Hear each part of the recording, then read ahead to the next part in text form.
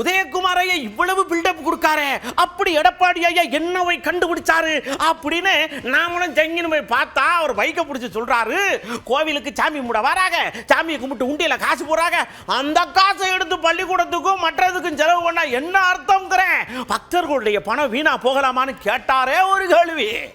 கோயில் பணம் இருந்தது, அறநிலையத்துறையில பணம் இருந்தது, ஒடுக்க முடியல. நான் சொல்லக்கூடாது, என்ன நீங்களே புரிஞ்சுங்க. அது சொன்னா வேற விதமாயிரும்.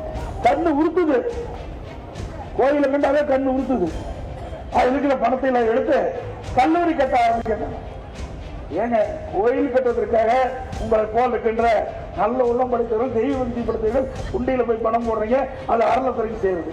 அது எதுக்காக சேருது? எதுக்காக உண்டியில பணம் போடுறீங்க?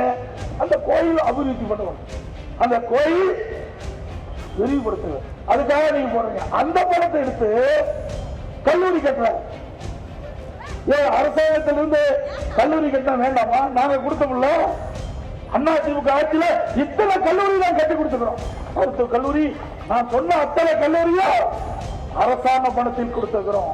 நீங்க அப்படி அல்ல, வேண்டுமென்ற திட்டமிட்டு அறநிலையத்துறையில் இருக்கின்ற அந்த நிதியை எடுத்து இதற்கு செலவழிப்பது எந்த விதத்தில்